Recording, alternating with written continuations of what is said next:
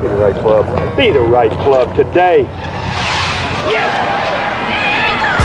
Johnny, that's better than most. How about in? That is better than most. Better than most!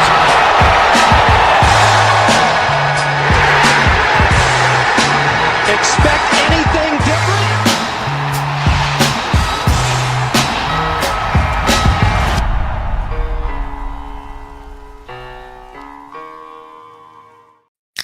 Ladies and that sprayed everywhere. Ladies and gentlemen, welcome back to the No Leg Up podcast celebratory edition. Solly here, joined by my guy, Mr. DJ Pie. Hello, Pie Man. We are living in a world where Tommy Fleetwood is a PGA Tour winner. A world I didn't know that we would ever see, Solly. I hoped that we would. I thought that we might, and now that we're here, it's just a feeling I wasn't even entirely ready for. So I'm excited to break it all down. TC's, of course, going to be in later. He's roaming the grounds of Eastlake. I'm sure just picking up all kinds of fodder and nuggets and shotgunning anything he can find. I'm sure we will see him later. So I look forward to that as well. And got to hand it to him. TC called it. I mean, he did. He called it. He said Tommy was going to win, and he did. You gotta hand it to him. I mean, I'm not sure what he's shooting on these shots, but he got one to go. It's impressive, man. Anytime, you got to hand it to TC, I think, at the end of the day. He did fly up this morning to Atlanta, and he's flying back tonight. He wanted everyone to know middle seat both ways as well. I know. Very man cool. Of the people. Yeah, would love to give him credit for, he doesn't usually fly all the way to the tournament then not have Tommy win. So this was going to be a real one today. We're going to put him on trial for all the questions you're asking, 30-man field, preferred lies, all that stuff. We'll get there, I promise. But the No Laying Up live show is brought to you, of course, by our friends at High Noon. High Noon knows tequila people only have eyes for tequila. That's why they crafted the perfect tequila seltzer made with real tequila, real juice. It delivers a smooth taste that's 100 calories, made with no added sugar, just premium ingredients that taste as real as the vibe.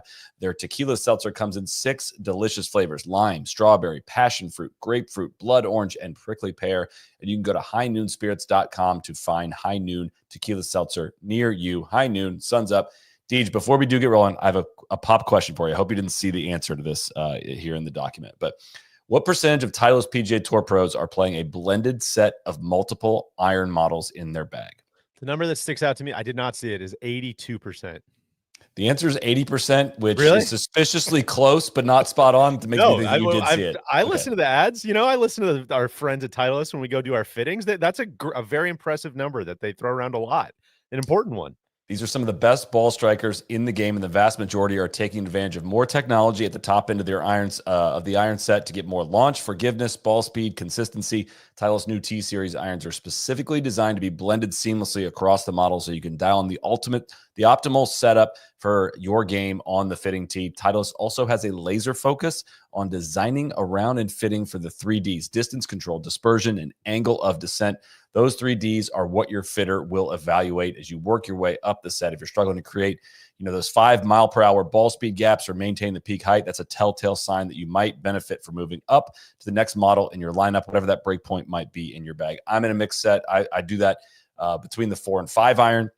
We experiment a little bit with even doing that between the 5 and 6 iron, but you owe it to your game to eliminate the guesswork and get dialed with it fitting. Head to Titleist.com to find one near you.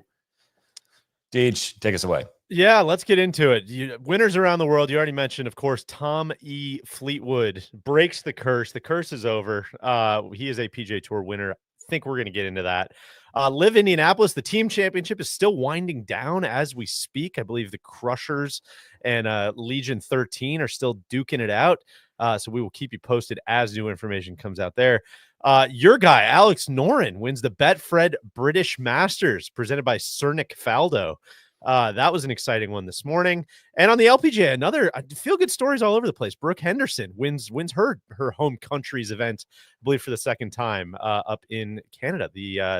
The CPKC Women's Open is the just got to be the Canadian name of that one. It's just Canadian Women's Open. Yeah, exactly. Yeah.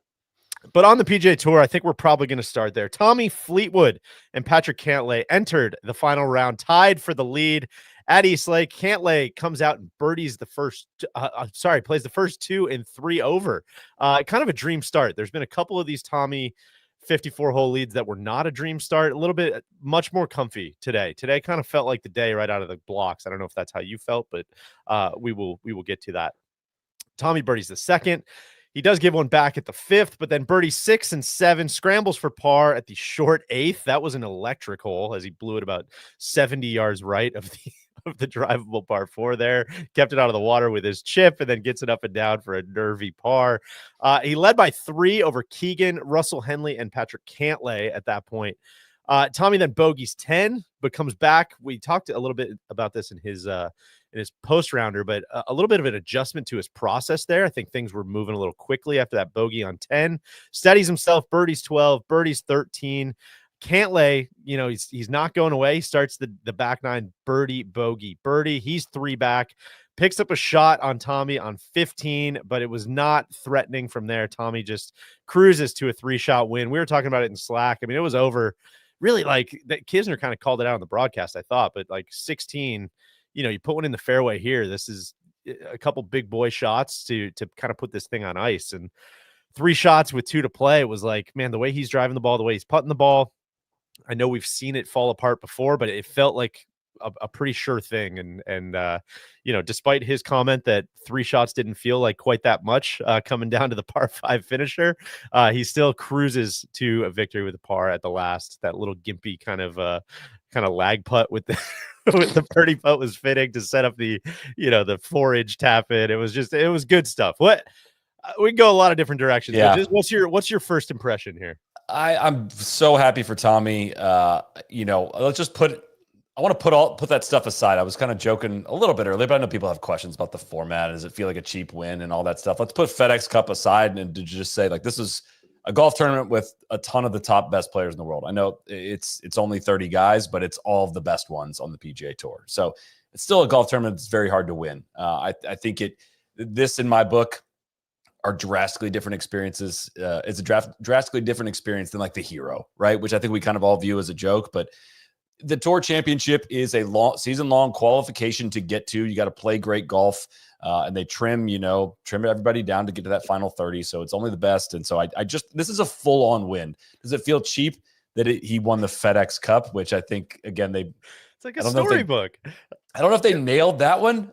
That's not his fault, though. All this to say, like, this is a very real win, and I'm just so very happy for Tommy. He's just like, I feel like we end up saying this a lot about a lot of guys out there, but he stands out in terms of just when you're talking to him, like, you just feel like you're talking to a real human. You're not talking to, I don't know. And I don't mean to pick on anyone in particular, but like, I don't feel the same way when I talk to Colin Morikawa or even like Jordan Spieth or Justin Thomas or some of these guys. Like, Tommy's just like one of the most real guys out there. Saw him on the putting green on Wednesday. Immediately just comes right up. He's like, hey, how's the fam? How are the kids? Like, he just is extremely, extremely normal. And even more normal was we were talking about the 15th hole. And, he was helping me strategize a little bit for the Creator Classic. He didn't really help. But we were talking about the 15th hole and that new tee and how crazy hard that was. And I was joking. I was like, man, if I'm a couple under, spoiler alert, I wasn't, I might lay up to if we're playing that back tee, I might just lay up to one of the other tee boxes. And he goes, dude, I thought the same exact thing. I thought the same thing. It's like, if I had a big lead, should I lay up to one of the front boxes? But he's like, I don't want to get in some of that long, rough Bermuda around those tee boxes. So sure enough, he gets to 15 tee today. He's got a 3-shot lead. And I was like, oh my God, is he going to lay it up? But here he was just joking about that a few days before. And I don't know, he's got a ton of resilience. I have so much respect for his game. I think I hope I can speak for everyone when I say we all thought he was going to win one of these. It had just gone on so long with so much pain that you wondered how he was going to react the next time he was in that situation. And he aced the test, man. He honestly never made me feel weary today. I did not see the different Tommy, other than how long it took him to pull a club on 15, which made me very, very, very nervous. I saw nothing today out there that made me nervous. Yeah, I agree. I would say a couple things. I always love, I don't know, from a content perspective and from a TC perspective, and oh man, your guy lost again. Like, it is, you do sometimes got to separate like I've met this guy and he's very nice and I root for him as a human being with well, I'm also a sports fan, and not everybody's going to win every week. And sometimes it's interesting to watch people lose and see what happens next. And so I know all that kind of gets like tangled together and stuff. But man, he's really like the ultimate compliment, I think, is he's very interesting. He's been very interesting to listen to after a loss. You know, not everybody's like that. And he's been wildly open about, you know, trying to put on a brave face in the moment. He always talks. He always says like, that was really hard, you know, but man, I'm going to learn stuff. He's relentlessly positive, which is awesome. And I loved hearing his quotes about like, you know, the kind of cheesy perspective stuff, but talking about, you know, what he would tell his kids if they're in this situation. His kids are older now. He's got an older stepson, obviously. And so he just lives a very interesting life, and I think has a very interesting perspective because of that. And that has made it so much more fun to follow, and then obviously to see him break through. And the other thing I would say, and this is, you can go ahead and take this as a victory lap for Big Tone if you'd like, but you also don't become one of these guys without playing unbelievably good golf. You know, it's not like they just put you in second place on the last day and then, oh, look, he fumbled it again. What an idiot. You know, like you gotta play really good golf to constantly keep putting yourself in that position. 164 starts, just to go through the numbers a little bit, 30 top 5 finishes in that stretch, 30 top 5 finishes in 164 starts. Is that right? I think that's right. I looked it up.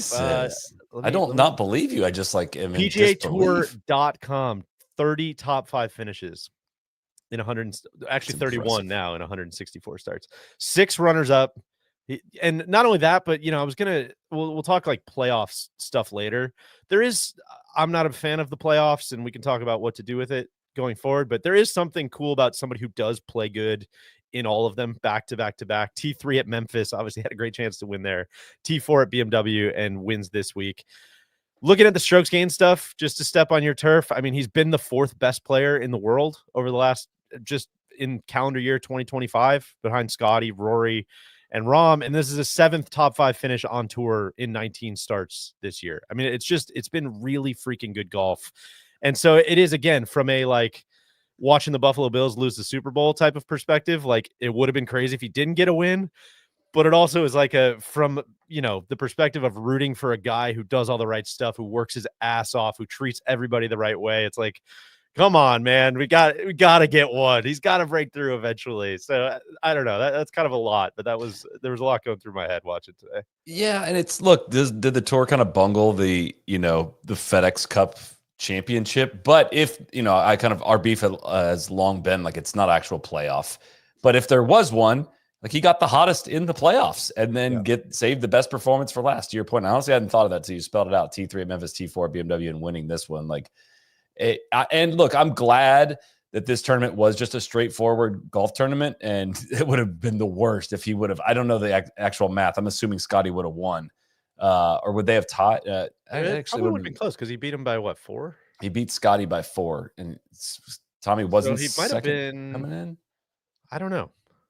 It would have been. It doesn't matter. It doesn't matter. We don't need to analyze that because you know, they played it straight up. But it is.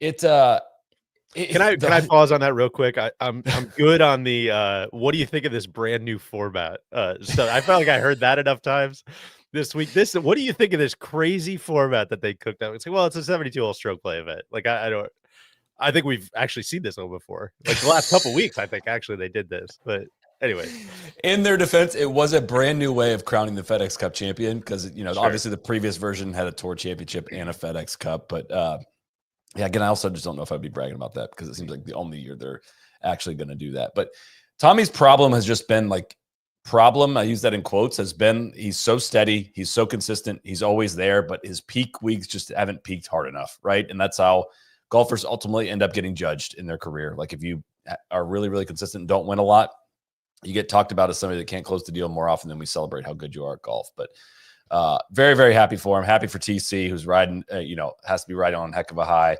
And I know he's going to pop in here eventually when he can. But I think, sorry, only other thing I'll say about Tommy, and then we can move on to some other stuff until Tron gets here. But the other thing that I'm blown away by every time I kind of dive into the numbers or look at his game, or he's just great at everything.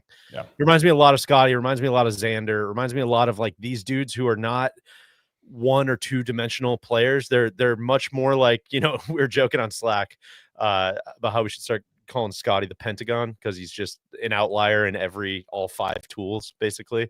And Tommy doesn't hit it quite as far, but he's not one of those guys that's just like a freak with one skill set. Like, oh, it's his iron play, just is the whole thing. It's like, no, he's very, very, very, very good at like pretty much everything. And you could feel that coming down the stretch, right? I mean, like his putter was great. He had great speed, even when he got like very, very nervous. Drove the ball like, I know he was like low in strokes gained today, but like I don't know where that came from or where the big losses were, but I had nothing but confidence in his driver and that mini driver as he's coming down the stretch. It was just kind of I don't know, it was a very well-rounded kind of master class. Speaking of master classes, the professor, I think, just popped into the green screen. TC, it is now a world where Tommy Fleetwood is a PGA Tour winner. All credit to TC. Must credit TC. The floor is yours, my man. We did it, guys. We did it. I don't know. I just gave him a big hug on 18 green, and was he surprised to see you? Did he know you were coming? He was. I tried to stay out of view, following him those last 13 or 14 holes or so. Finno saw me pretty early on, and Finno had said a few weeks ago after Memphis, he said, I've been saying it all, like the last half of the season, he's going to win Atlanta. He's going to win Atlanta. He's going to win Atlanta. That was kind of in the back of my mind. And then, watching yesterday, it just felt a little bit different. And then today, like the support out there for him was unbelievable. It was, I think the Atlanta Drive is going to need to make a trade for this guy, because they were, the Pat in the Hat was not the hometown favorite here. I mean, Tommy it was immense. People were just all for him. It was awesome. So he played great. I thought the putt on, like the birdie on 7, the putt on 8 were just immense. Hit a really good iron into 9, and then just kind of a squirrely drive, just like you, Solly, on 10. And then after that, it just didn't really feel in question. He did the stuff he needed to do. He was awesome with his irons today. And I think that was the big difference between Travelers or Memphis and today, was the iron play, and really all week. The iron play was like the Tommy Fleetwood we know. So, TC, I'm trying to think of where we go. Do we want to start? I think we just hit this head on. It's a 30-man field. They're playing the ball up. This is a question, a Twitter question from Rehab All-Star. Is a limited field, no cut, ball in hand, TIO relief aided win, now known as the TC way? Many people are asking. You know what? If that's the TC way, I tell you what else is the TC way: a $10 million check. that's the TC way. Because I was just talking to Finno, and Finno said, I don't care how many people are in this field. You see the size of that check, and it was attrition. I feel like this playoffs was just like who could stay engaged the longest, and I don't know. I mean, it was not crazy hot out here, but certainly humid. I don't think they should have been playing it up the last couple of days. It's Thursday, Friday. I could see it. There's some mud out there, but didn't really feel like it was soft underfoot at all on the Zoysia. I was hoping he was going to blow one into the 18th grandstand there on the second shot into 18 and like really, really cap it off, because you got the TIO on 8. And man, that one kind of made my heart flutter a little bit. Thought that thing was going for the water a little bit, and then Cantlay hit such a good shot from there awesome. Too. But no, to anybody that wants to hate, that's their prerogative. He just won golf's ultimate prize, right? It's everything. You said it on Slack. It's basically like winning 4 majors. It's exactly. Like winning all he won 4 the whole season. He won the whole season. It's crazy. All the marbles. That's what LeBron said, wasn't it? That's right. Exactly. Yeah, I mean, it's like it's like sneaking in on a wild card berth, and then you run the table. And I don't know. I think hopefully this opens up the floodgates for him. But I think the monkey's off of his back, and he did the stuff he had to do. Like it's not like he beat a bunch of plumbers and firemen. Like he Cantlay, Henley, Scheffler, Ludwig, like they were all here this week. Rory, I mean, he went out and won the thing. He's played awesome the last 3 months. I of course agree. Of course agree. That is not how you behaved after Finau won the Northern Trust at Liberty National. That wasn't golf's ultimate prize. That was a bigger. That was field. the wild card round. That doesn't a even bigger field. count. You know, Sully, I'm sitting here in Atlanta. I'm drinking an ice cold DC. It's literally an Atlanta company, right? Truly, the chairman was out there on the green just now. Shout out to Pooch. Yeah, TC, I was kind of thinking about that today. I'm like lamenting, from the storybook perspective. I'm like, man, it would have been fun if it was at a major. It would have been fun if that's where the breakthrough happened. But it wouldn't have been fun if it was like the 3M or something. Yeah. No offense to anybody at some of the lesser PGA Tour events, but that wouldn't have been as good. There is the very unofficial DJ Pie, does this event have juice or not index? And that's just going on Twitter and text messages and just, are people watching or not? And this event had juice, people were behind Tommy and willing him on. And it sounds like, you kind of like breeze past a little bit, but that's very much sounds like the on the ground experience as well. Yeah. I think part of the reason this event had juice was because of Tommy. Oh, for sure. Yeah. If that had been Cantlay going on winning by 3, this would not be a celebratory occasion. Real out here. Yeah, I think the Marshalls I was talking to real. Slid that in there. Keith and Alex, the Marshalls on 13. They were like, man, they were cheering. It was just everybody was just aligned around it, and really cool setting, like 15, like that green. I mean, that was made, it seems like that was made for NBC to fly drones around that thing and get, depth of field shots and stuff. But yeah, I totally agree, Deej. I think, having Big Cat on our side, Barstool Big Cat, he was, we kind of joined forces on this. Certainly, yeah. Yeah, I think he threw $2,500 on Tommy, him and PMT, and I think they made over $100,000 on Tommy's win. It was just what, TC's gonna wet his beak on that. No, I was talking to Urban afterwards. Brokerage fee. Our buddy Alex Urban, the tournament director, and was talking to some guys on the tournament committee. Like, everybody was like, "What a great winner! Like, what an awesome finale!" And who knows? It sounds like this thing may not be here past next year, or they'll rotate it around. But man, it truly, I don't know. It felt like there was juice. And it didn't feel like that the other playoff events quite as much this year. And so I think golf kind of needed this, because I think the playoffs and the finals or whatever were just kind of an afterthought this year up until now. And, he won the whole thing. So. Well, so this is going to be kind of a backhanded way to get into this, Solly, I think. But it's like, I don't know if golf fans necessarily sit back now today on August 24th and be like, let me reflect on the season. The season is over, because you still have the Ryder Cup. And I was going through transcripts today, and it's like, again, we can get into like the Tour Championship and what needs to change and whatever, but it's like, man, every question in the transcript is about the Ryder Cup. And that's tough for your Super Bowl. Right. And so that's one thing. But the second thing is, like, if you do take a second to look at the season as a whole, very good season, man. Like, a lot of dimension to this season, a lot of storylines, a lot of like fun stuff. So I know you were kind of scratching at that earlier. Yeah, we can do this now. This was going to be my ServPro mulligan with ServPro, the #1 brand in cleanup and restoration. It's known for making any mess like it never even happened. I don't, this is a mulligan that, like, it's kind of like a breakfast ball. Like, I knew that first, that first ball going way left, I know, because I was in the models, right? I this is a justified error I've made, but I've been pretty down on the PGA Tour in past years, especially, 2 years ago and kind of most of last year. I did not have like this season in mind as this feeling I had watching golf this year that came back. I was not expecting. It was a really, really strong year for the PGA Tour. And I know we're paid heavily to say that out loud by the PGA Tour, of course.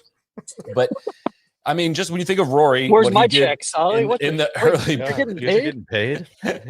early part of this year, and I know the majors are a different thing, but like, you kind of, I don't know, I'm counting that in this entire golf season as a whole. Like, I felt like the PGA Tour helped lift up the majors as well. We had Rory playing great going into it. Obviously, he goes and wins the Masters, and you get Scottie winning 2 more. JJ Spawn was not the big name winner, but that was really, really exciting. And you knew JJ Spawn, you knew Spawn better because of his runner-up to Rory at the Players, and just a massive run of winners. You had Scottie greatness yet, and you end, like, bookend the year with kind of getting your Tommy storyline as being like, Like our nanny comes on Sundays to help for the live shows, and like she's seen enough Tommy like collapses this year that she knows nothing about golf, and she was like, I caught her like watching it today because she really wanted Tommy to win. Like that, there was an actual real storyline there, and it came to conclusion. And I don't know, man. I feel like this was that plus the hope we're kind of experiencing with the roll-up transition has me weirdly bullish on the PGA Tour, when like honestly I thought we were going to be entering like a quagmire stage where men's pro golf was going to be relatively unwatchable for the better part of the rest of this decade, and I just don't feel that way as we sit here now. And I'd like a mulligan on that. So thank you to ServPro with over 2,000 locations nationwide, faster to any size disaster. ServPro.com or call 1-800-ServPro today and make that take like it never even happened. 2,200. Thank you to ServPro. 2,200. What did I say? Over 2,000, which is technically true, but if you want to be more precise, over 2,200. Charlie, do you know how many times I've called ServPro for my Tommy? Tommy and I were. They should call you franchises at this point. Yeah. This is, I don't know if this is a full blown ServPro, but ServPro. Maybe we just put some fans in the basement. This could be something I can clean up on my own. But I kind of felt the same way about NBC a little bit today, and I just want to be a little fair and balanced in that, like, watching the tournament yesterday was a little like there's no chance I'm staying awake for this. This is a bit of a slog. This is a tough ask. Getting to that back nine today when it got to commercial free was a reminder that, like, man, they have the tools. They know what they're doing. There's all the people are in place.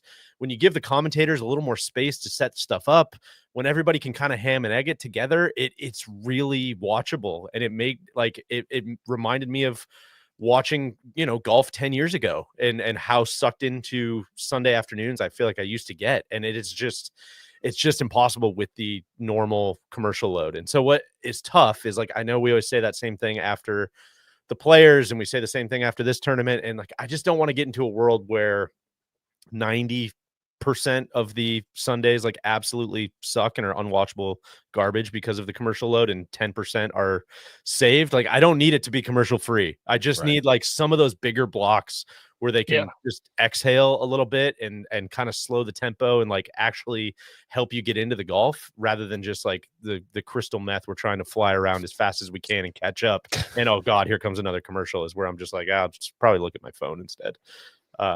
So anyways, TC, I know you didn't get to watch the broadcast today. No, that was part of the reason I came up to here today. Like, I was going to drive myself insane watching on TV today, because yesterday, like, the entire front nine, it was just not a great product. So I'm glad it was better today. Yeah. It's like, I think they need to, like, look, again, this is lighting money on fire in a way, but we're talking about Tour Championship, and we talk about the Players differently than like all other PGA Tour events in terms of how they're covered from a commercial standpoint. Right. So I think the next step is making the signature events. It's gonna be hard to get them all the way to that level. Feel signature. But it's just got to feel different. Like, and I don't know if that's a 2026 realistic thing, honestly, but that's we just got to get the Ryder Cup too. Oh, that's do not get your hopes up for that. Right. I promise you that's going to be a disaster. But TC, anything else from kind of on the grounds? Anything else in the notebook that stuck out to you? I learned who are these people called? Jet and Pookie. Jet and Pookie. Pookie and Jet. Yeah. Martin kept telling me about them. I walked by them earlier, and he and Gabby were like, "You don't know who Pookie and Jet are?" I had no idea who they are. So now I know. Cantlay was so slow. I mean, so slow. And like they just kept warning them, but like they're like, we're clearly not going to do anything. Yeah. You guys better almost 2 holes behind. Better clean your room. I swear to God, if you don't clean your room, Patrick. I mean, the tee on 15 is such a novelty, but like, it's sick. Like, I was standing back there where Tommy's ball went. I was like, please putt this, please putt this. I think 15's cool. I do like that little bailout area, kind of long left or whatever that is. It's like, it's a cool little wrinkle to it. I think 17's not cool entirely do or die, but it's an ask. It's a little harsh. That left side of the green doesn't maybe need to, we're going to miss on one side. Which side I'm picking. It's a hard enough shot that I don't know if they need that runoff area with that tee. That combination is really tough. But it was like, I mean, when Tommy was playing 13, I was thinking about him hitting that shot. Totally. That's a good thing for this tournament to say, like, it's not over until you hit that shot. El Capitan did not have the same luck in fortune that that Tommy He's had. Absolutely picking himself, Solly. I know he is. That's the word here on site. Yeah. We'll get to that. But it's good, and kind of it's good. Like this, I want to do this tournament needs an identity at this golf course, but I don't think it's going to stay there. So it's kind of not really much of a point in doing it. But like this, and like making 260 yards on Saturday was like, yes, like, okay, yeah, make it really freaking hard on these guys. It's not hard enough. It really, number one, guys were hitting lumber into that on Friday and Saturday. It was playing so freaking long. I'm like, fuck yeah, let's do that. Like, let's make this a little bit different than a normal golf, week-to-week golf tournament. So, listen, could we have shaved that rough left of 8 and maybe El Capitan's ball should not have hung up there? Sure. It's a pretty severe slope. Like, I see what they were thinking with growing that rough up, but like either soften the slope or save the rough down, like, or both. It's and I think the front is still that stretch from like 2 to 6, back and forth, back and forth, back and forth, and it feels like it's all this really good land around the lake, and it all kind of goes like this down to the lake, but it all goes straight back and straight down to the lake instead of kind of weaving around. It's a pretty unartful routing. Which, granted, it's better now that that's not the back nine. You know, I know it's been quite a few years since they've switched that, but that was always like attending it in person was just like you get to those holes and it's like such a slog to get through. What do you guys think at 8? We were talking about this on Slack a little bit. I again, going back to the days where I used to like cover this tournament, every year when that was the 17th hole, it was always like, man, this hole's like close to being something, but it's not really. And other than the weird Bill Haas year where you hit that shot out of the water, it's just kind of like, just kind of a not much of a hole. And I don't know. Here's what I'll say. Is it the world's greatest hole ever? I don't know. Probably not. But every time somebody got to that hole today and the ball was in the air was the time where I was like locked on the screen. Like, ooh, I'm interested to see what happens. So I don't know. Solly, what was your thoughts on that? It was just kind of, if you looked at the overhead image of that hole, like you could kind of hit it anywhere up there and everybody was making birdie. I think as of the time we were talking about yards this, right. Not 70 yards right.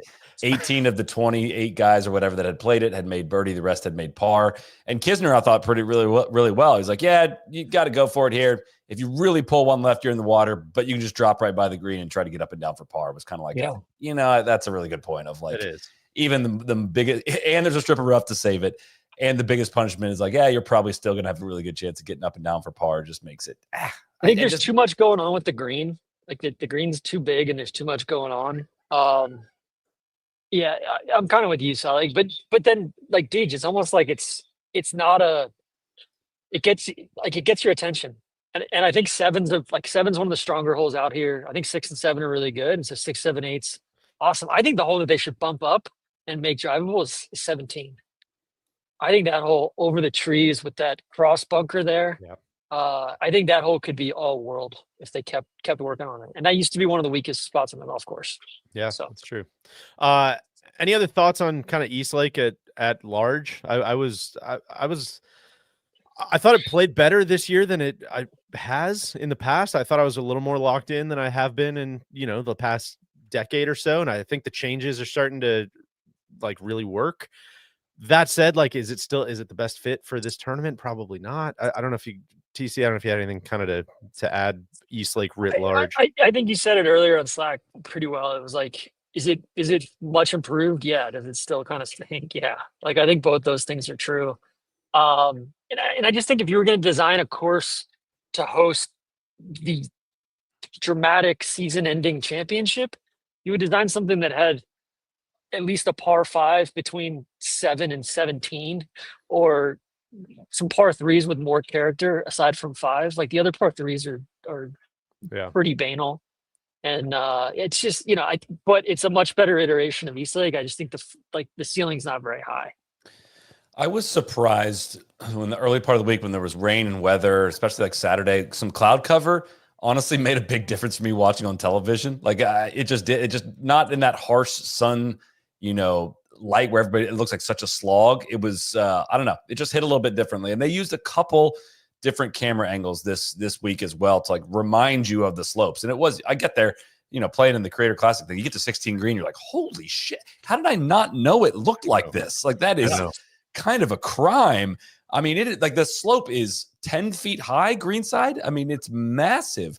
And so it is like, I wonder if we would think differently of it if we got more low stuff and saw and like had a better understanding of even like was it Cam Young's pitch on 15 today? Faxon thought he was going to putt it for sure, and Cam Young just they didn't set up the shot at all. Cam Young just steps up and chips it and knocks it stone dead. And I was like, okay, well, why did he think he was going to putt it? Like, you didn't really set the scene for what the challenge of that shot is. On the other side, like Bones on 18, when Cantlay was chipping, was like, he cannot land this all the way up on top, has to hit a little punch, run up, and it was decided by them. But kind of the whole thing with that redo, they have done a good job with the greens. Like, it's impressive. It's short grass around the greens, like we're always requesting. There's good contouring. It's like none of that comes alive when you use tower cams. So it's hard to say that has a massive impact on the viewing experience of this tournament. So I think the other thing, I mean, long Bermuda rough, like I think it kind of makes it so it's not just a driving contest. There's interesting recovery shots. I saw a lot of guys just pitching out and having to get up and down with Cantlay on 16, right? Yeah. That was dead down there. But I think, and weirdly, I feel like yesterday when I was watching, I think every 10 minutes I felt like I was watching Cam Young hit a flop shot from like a short-sided spot.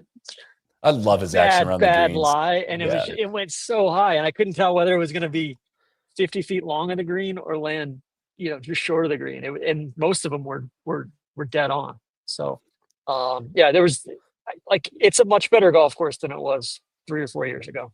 That much is true. I feel like maybe now, and let me get to a couple other performances, just people we hadn't mentioned. Russell Henley, Cantlay share second. Scottie looked, I don't know if he was out of gas or what was up with TC, maybe arriving on site. He had put the left miss in play today, but Scottie, Cam Young, and Corey Connors, T4, JT, Sam Burns, and Keegan, T7, electric 3-ball there, considering this week. Goddard and Ben Griffin, T10. Rory was down at T23, honestly, kind of just out of sight, out of mind for me all week. Colin, another kind of forgettable week for him, T19. Sepp, Ryder Cup lock, Sepp Straka, DFL. With a little 77 on Saturday was intriguing. Some interesting quotes from Colin, just about his iron play. I would encourage people to go read, talking about how, he's like, I know the numbers look good, but I'm not as comfortable as I should be with the irons. And when I'm looking left side of 15, I should be able to just hit that shot on repeat. And there's no way that ball should be going in that left water or even flirting with that left side. It's just, it was interesting considering, I don't want to get into the full Ryder Cup thing now, but everybody kind of seems to be on the side of like, oh, both things are true. He's like been fairly irrelevant and not playing well, and is also like an absolute lock for this team. So just kind of another proof positive maybe for that take. But do we want to? I cannot respond to this without us doing a 20-minute Ryder Cup thing. Do we want to get into this now? TC, I'm trying to think anything else from the week. Yeah, no, I'm happy to be here with that. I kind of want to get into it. I was trying to get to, before we go there, is just we're talking East Lake. We're talking the finale. Like, what? I feel like we've talked a lot. God, I was laughing my ass off driving back, listening to the happy hour this week, TC, where you were very flummoxed by like, hey, did we put out a call for people to send us 3 more after that? I know I've been getting a ton as well. They're like, not only, it's just very funny. I love and appreciate everybody who sends them in, because I like reading them, and they're very interesting, but they're always like 2,000 words long. So long. And it's just, it's like a business case. It's too complicated. Like, that's the problem. I think I'm just going to make it simpler, but as quick as you guys can do it. So I'll start with you. What should the end of the season look like? As quick as we can make it. I spent actually a lot of time on this today, trying to make the math work. And I wanted to try to double up here to say top 50, that signature event 50, that's your playoff structure. I couldn't make the 50 work with the bracket, but I can make 48 work with a bracket, right? So let's give away 48 exemptions into the signature events. It's everybody that makes the playoffs, okay? If you make the playoffs, the top 8 in the regular season get a triple bye. The next 8 get double buys, and the remaining 32 are going to play off until you get to 8. Okay, so match play. Okay. The playoffs are match play. You can have 18-hole match play or 8. Let me correct myself, TC. They're going to play stroke play matches, right? Because that's and I'm kind of using a little bit of I'm in on stroke play matches. Yeah, some information we've got about what the tour was considering and how far along they got in things, which is it's still a match. That's all I really care about. It doesn't have to be match play as much as it is like a match against somebody is very easy to understand. So, again, let's throw out that we play 3 tournaments in the playoffs. I'm throwing that part out all to say, like, we're going to play probably a longer regular season. Maybe BMW is the final event of the regular season where you can go from 100 to 50 or to 48 when you get out of that tournament. I haven't thought enough about that, but I'll just say, if we're going to do a playoff for the finals, I'd say like that's a massive, massive win. If you're in the top 8, a triple bye, like you are automatically advanced to the round of 16. You got to win 4 matches and you're the FedEx Cup champion. And you're fresher than all the guys coming through. Fresher. And so, yeah. And if you're in the next 8, you get a double bye. You just got to win 1 extra match than those other guys. But 32 guys play to get to 8. Then the double bye guys come in, and then the winners of those matches, go play the guys that got the triple byes. It'd be 36 holes on Tuesday. So all the mules can fight it out on Tuesday for 36 holes, get them all tired.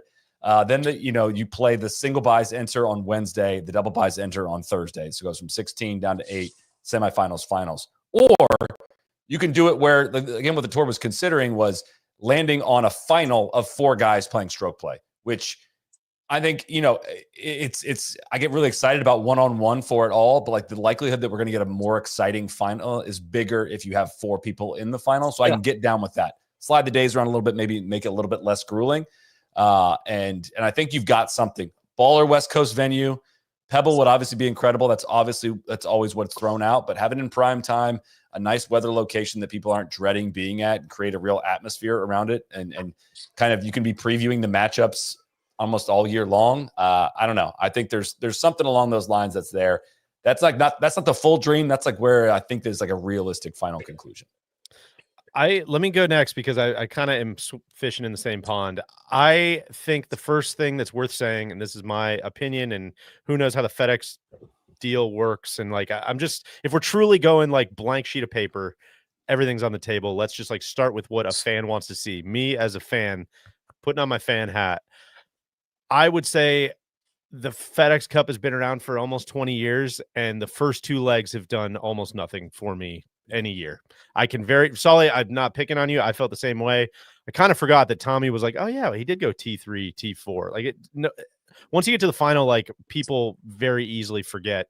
There's very few. There's Billy Horschel, winning the last 2, which everybody points to, but there's just very few. Like, man, remember when, Brian Davis, like he grinded it out and he punched his card and then he just didn't make it through the next week, or maybe he did and he finished like 26 at the tour. Like, nobody gives a shit about that stuff. As much as they've kind of tried to hammer that, that's just not where the juice is, I don't think. But having said that, I think Eastlake has turned into like a good venue for a big golf tournament. There seemed like there was a ton of juice out there. People were showing out for it. Seems like there's a ton of sponsorship out there for it. BMW, people know how we feel about that. That's one of the best events of the year, and I think it should be one of the best events of the year. I don't think it needs to say playoffs on it. Solly, I was with you where I'm just like, man, make that gets into a longer conversation that I'm going to skip. But if we're clearly trending towards 2 tours, right? Like, there is the play-in tour and there's the big tour. Make the BMW Championship like the Wyndham of the big tour, right? Like, that's the last one before the championship, playing for seeding. Everything's on the line. We're going to figure out what the matchups are going to be. And then you get to Eastlake, or not Eastlake. Sorry, Freudian slip. We get away from Eastlake. We go somewhere else. You get to the Tour Championship, and it's those stroke play matches. And I think there's, people get really worried about like, well, what about how can we go to this final event and we're playing a totally different format, which I was thinking about. And first of all, it's like, you're still trying to get the ball in the hole. It should be a totally different format. Yeah. We have plenty of golf tournaments. That's the whole thing. But even if you wanted to take that into account, it's like, I really liked that the tour was floating these stroke play matches. And even like Cantlay and, let's say Cantlay and Tommy were playing for the final today, which they basically were. It's like, man, you get to, even if one guy has a 3-shot lead, a 4-shot lead, like, in stroke play, that's not over by any means, especially if you're at a golf course where there's some fireworks down the stretch. TPC Scottsdale comes to mind. I saw somebody throw out as an option. If you got a place where it's like you got a couple holes where you can make a double or an eagle coming down, it's like a 5-up lead in match play is a death sentence, but a 5-stroke lead in match play is like not really the end of the world. And so long-winded way of saying, I think get rid of the idea of the playoffs, have one big final smash and grab. This is it. We're going head to head. And I think you can find a new home for BMW and Atlanta. And I think you get rid of Memphis. No offense to Memphis, but that's we're trying to put a square peg in a round hole there. I don't think that's working. I'm down with all that. I think I think they need to add a match play event back to the regular season schedule as well. What if that could even factor in? You get some sort of advantage or buy or something. But if you win that, you automatically get one of the double buys. If you win that, would be fantastic. Because I think one of the things over the last 3 weeks that I realized is like all these guys that the top 70, the top 50 last week, top 30 this week. There's half the field's more than 10 shots back. We got to be exhausted by Saturday morning, and they're just playing out the string, and it's just a death march. Yeah. Out there for 3 weeks in a row for a guy. I know Sepp withdrew from Memphis, but a guy like Morikawa, right, or like Rory, Rory's just like he's got to be like, man, I cannot wait to get out of here. And then these guys don't want to like work that hard right now because they want to rest up a little bit and then start getting ready for the Ryder Cup. And I also think I think if you are going to do a match play thing or cut it down. Often those best rounds are like the quarterfinals, like the round of 16 or the round of 8 or the round of 4 more so than the finals. So it's like do those on Saturday and Sunday and then have the last round or two, have that be the Monday night, Tuesday night prime time kind of thing, and then you kind of got the best of both worlds there, right? It's a cool idea. I like that. And I don't think it just has to be West Coast too. Like you can go to the right parts of the country year round, because I think they need to rethink we can get into this on next week's podcast, but I think they need to rethink just when they go to certain parts of the country. Like going to the Northeast and doing something, every few years in August would be killer, right? The days are long, it's gorgeous, all that. And it's like I don't think it just has to be West Coast just so it's prime time, because I'm assuming they're going to try to get the Europeans in the boat too, and the Europeans that freezes them out a little bit. I think the primetime plug is because there's all the million reasons why things don't happen. It's like trying to throw a bone on the ratings will be better if you do this in primetime, right? You can almost guarantee we'll have good ratings if you do this in primetime. So let's meet in the middle here on, you don't understand contracts is kind of, I agree with you from a golf fan's perspective, but I think if we're going to make it work from a business perspective, that's where I'm coming from, at least with West Coast. It just feels like this whole thing right now is just out of professional courtesy. We're just going to keep hosting this thing because this is what Tim Fincham said we were going to do. It was in November years ago. It made sense. It was a fall event in Atlanta. We're in the Southeast now. It's in then August. They tried to tack this on as hey, this is going to be our owned and operated property and all of that. And they got 3 big corporate partners that pay a great deal for it here. But it's just never taken hold. It's never taken off. And it's time to break stuff. It's time to do new things. And I think we got the right guy in place to do that. Yeah. Well, I think one thing, just to close the book on that, it is hard to have this conversation without then that trickling into, okay, well, what do they do with the other signatures? And what do they do with how many cards do they give? And who gets into all these events? And I think there is a really big conversation to be had with that whole let's break stuff and what are we putting on the blank sheet of paper that Brian Rulap alluded to in the press conference. We don't have a lot of tournament golf next week, so I think we're going to unpack a lot of that on next week's show. But I think from a season-ending finale, anyways, I think it's worth kind of digging into what's worked and what hasn't. And I think it's also, to your point, Deej, I mean, we're not blowing smoke up people's asses when, or just regurgitating what Rulap is saying. Every sense we are getting from the tour right now is changes on the table. You just don't.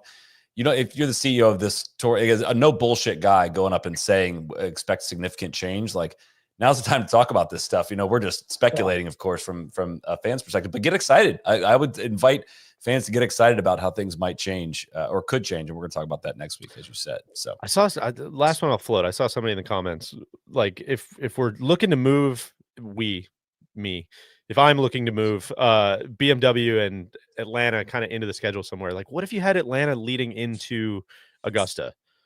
Like how that would be killer, right? And like it makes everybody's life easier. Can you rework things to like a point where, you know, East Lake's really going to shine and the weather's good? And like, I don't know. It just seems like there's a better way to do it than constant thunderstorm watch every time you turn into the broadcast. Which I mean, some of it is like, I know the West Coast swing is this sacred thing, but like they go to the West Coast is the worst time of the year for the West Coast too. Right. Yeah, that's true.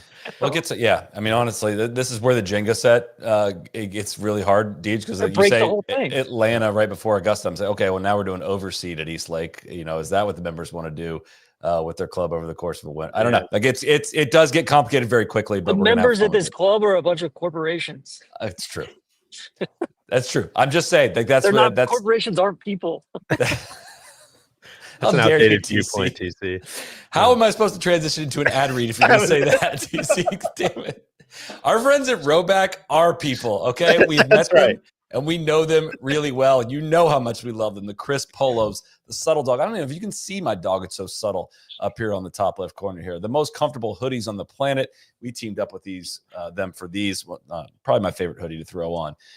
We have also teamed up with Rhoback and Erin Hills to give you a shot at a bucket list golf experience. You and a friend will join 2 members of NLU crew for an unforgettable round of championship golf at Erin Hills. Your prize includes that said round of golf with 2 of us at Erin Hills, 1 night stay in Erin Hills world-class cottages, a travel credit to get you there, and $1,000 in Rhoback gear to look and feel your best on the course. Just go to rhoback.com/NLU to enter. It takes 30 seconds. You might end up teeing it up on one of the top golf courses in the country and in the world while enjoying some of the best gear out there, courtesy of our friends at Rhoback. Again, rhoback.com/NLU to enter. Main event time. It's time. No, I want to throw this one more question in here. The main event is Gary on, right? Here's a totally unfair, outrageous question from McTrees02. From today forward, who wins more majors, Tommy or Spieth? Tommy.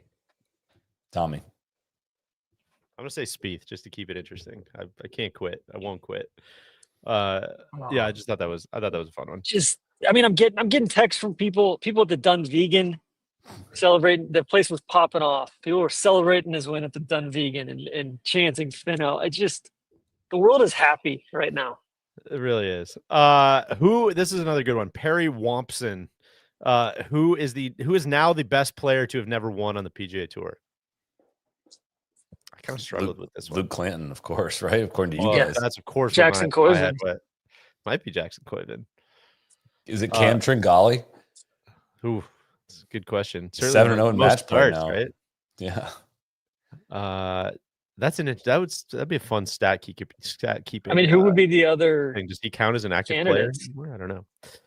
I was trying to look through. There's a lot of these guys that have won kind of like Oppo events, so it's kind of hard to remember. Denny McCarthy is the second most earnings without a win. I was gonna say him. It's a hard drop off after Tommy. Alex Noren also on that list. He won on that other tour today. He did. Yeah, we might need to. That was awesome, by the way. That was Ben On and Denny McCarthy are the most money earned without having won one. Both over 21 million. It's not quite the same storybook. I don't. No offense to any of those people, but it's not quite the same resume that we're talking about. It is worth noting for how far up Tommy Fleetwood was on that list. Like, it's worth asking that question for this was a long time coming. All right, let's get to it. Keegan, I'll start it this way. Keegan steps to the 15th hole, just contending a chance to win this golf tournament. Everybody in the golf world is he going to pick himself?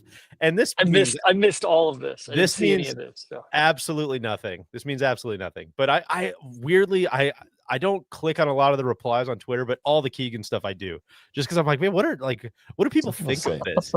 And it is a true 50-50. The most confident people you've ever met in the world. I ran a poll, Deej, earlier this week. Way he's picking himself. Of course he's picking himself.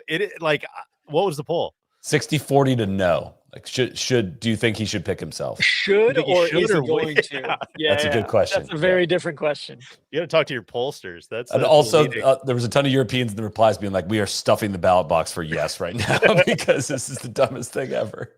So again, this shot means nothing, but it was just the kind of like, I think the best example we've had of just like, man, big moment, bright lights. Is he gonna, what if he won this golf tournament? Is he gonna hit a shot here? Could not have been in the water faster. Just like no chance. Makes double. It comes back and birdies the 18th and finishes whatever T7. But so I don't know. Where do you want to take it? Where do you want to start? So, oh gosh, how far do we want to peel back? Solly's just gonna bring up the strokes gained over the last 3 months because that's the only thing that matters. But we can't pick the hot hand. TC, I embrace all of this because I can flip it so easily back on Europe, all of it back on Europe so quickly. So please, you can keep all that holstered, or you can throw at whatever you want at that because it gets very easy very quickly here. I think because it kind of felt like down that back nine, we at least were watching and wondering if it's coming down to like Keegan playing well this week, right? Because he's not playing well coming into this week. I mean, he's had a really rough time, honestly, since he won the Travelers. In my mind, it was becoming quite clear that common sense was going to win out. That's not what we're hearing. It's what's going to happen. Hearing Keegan talk, it certainly does not seem like common sense is close to winning out here. So let's look at this through a different lens. To pick himself, he either has to snub or leave off, whatever phrase you want to use, Cameron Young, Sam Burns, Colin Morikawa, or Ben Griffin. Right, I think we'd say JT and Cantlay are making the team pretty definitively, right? But you already have Spieth on. You're saying, God damn it! More likely than not, the Spieth. And we count Spieth out now. I assume so. I don't know.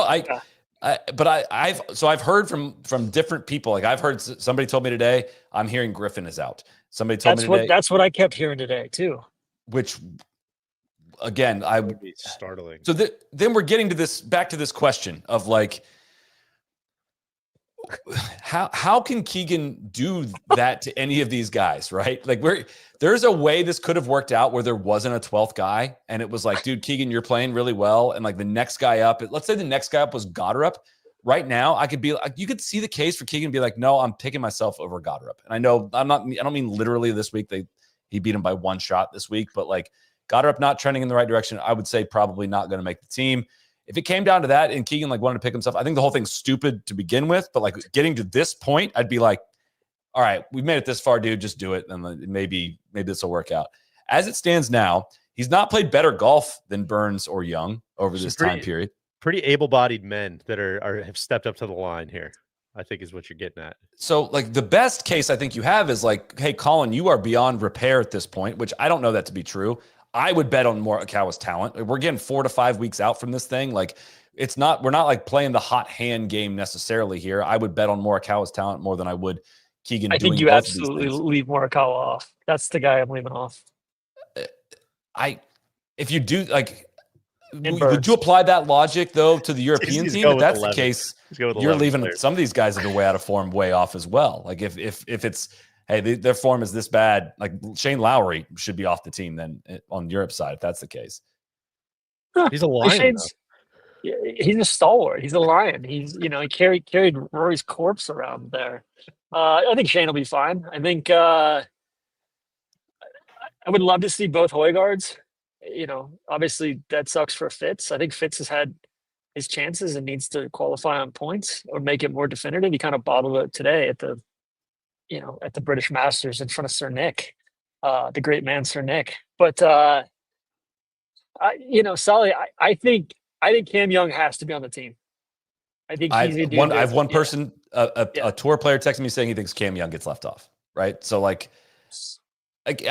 don't like all three of these, like leave you, like if you leave off any of those 4. Yeah. And I know Burns is not a favorite amongst people, but like, do you want this to be about the golf? Like Sam wasn't part of Burns' whole appeal. Like he can play with Scottie, but you've got Henley to play with Scottie, so you don't really need Burns. I would not, if the appeal is like, oh, Burns has to play with Scottie, I would not advocate for him to be on the team. I'm not even like strongly advocating for him. I think his pedigree as a player. Yeah, he's a good player who makes a ton of putts. I think his pedigree speaks volumes, and I think he would be a solid pick. Like in a non-Keegan, same thing I've said dating back to when we first started this. In a non-Keegan captain year, does Keegan have a great case to make to make this team? Absolutely. Do I think this is still one of the dumbest things I've ever witnessed a captain do, even bringing it along to this point? Yes, which makes me think he's most definitely picking himself. Hell yeah, which means one of these guys is getting left home. And I think Kisner's in his ear. Kisner and Woodland and those guys are in his ear. Like, you got to pick yourself, man. You got to pick yourself. God.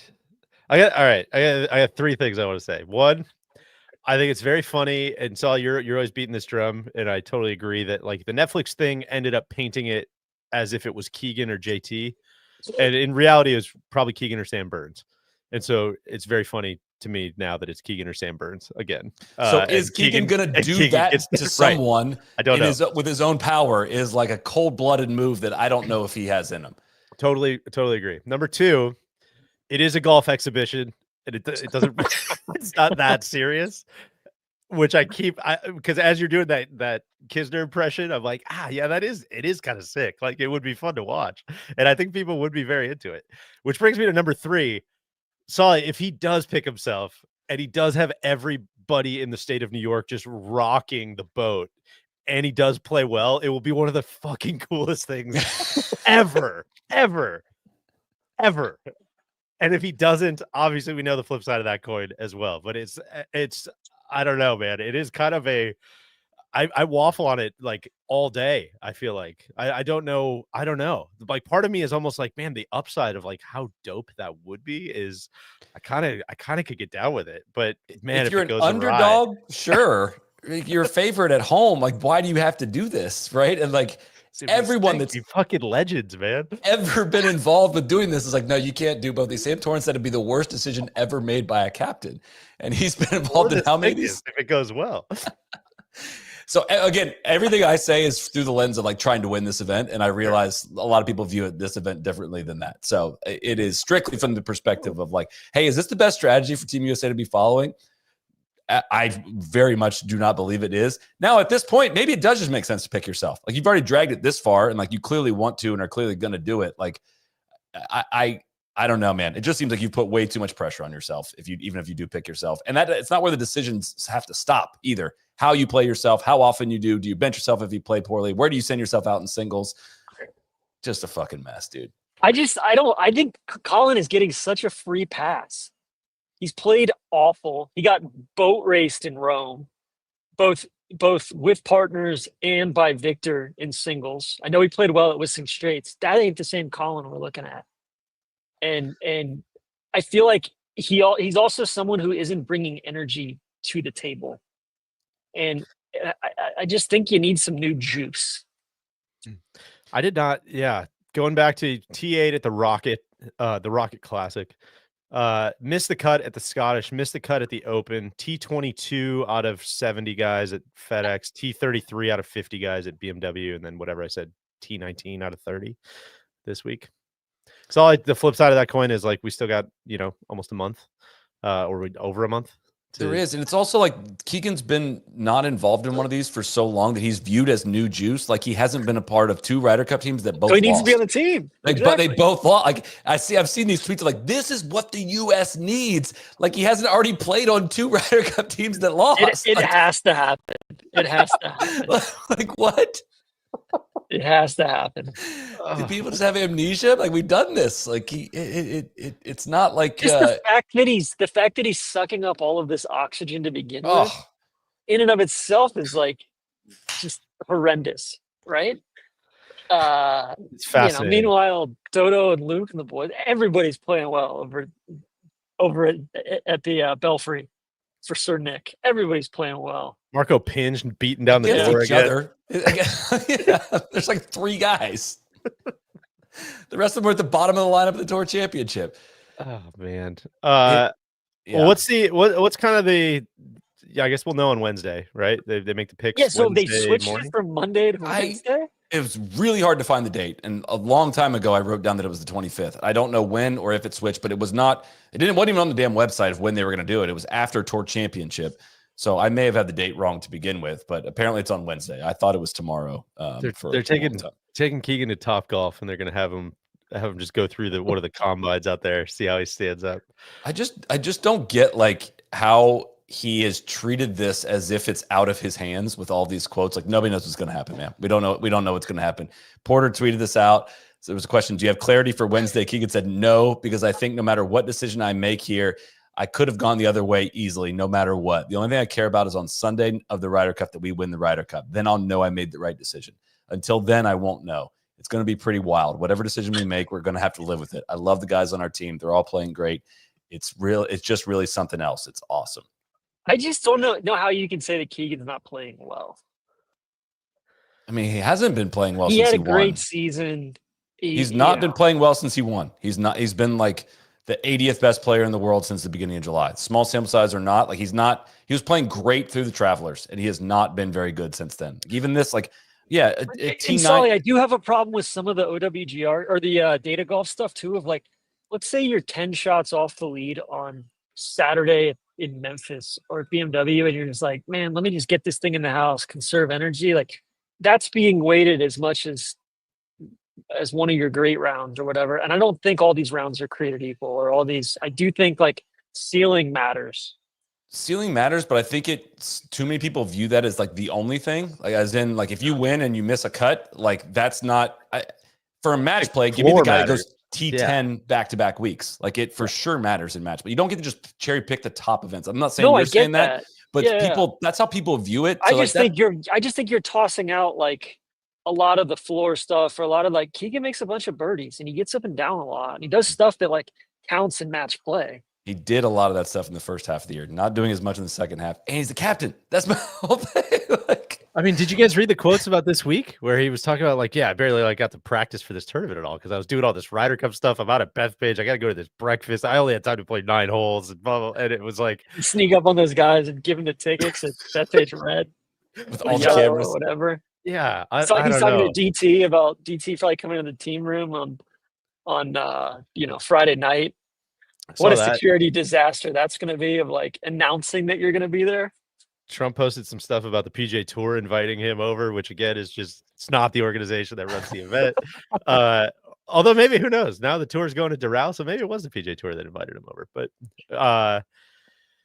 yeah, all right, let's put a bow on this because we're gonna have a lot more to talk about on Wednesday when it actually does happen. Unless this is the last time we're gonna talk about it before the picks are made on the show. That's what I was gonna say. What should happen? What will happen? Solly. I do have one thing before you guys. Cody's been scowling down there. And I was like, we got to go to Cody. No. I ran a poll just because I know wording matters a lot. I put up, will Keegan pick himself? We have 613 votes. 83% yes, 17%.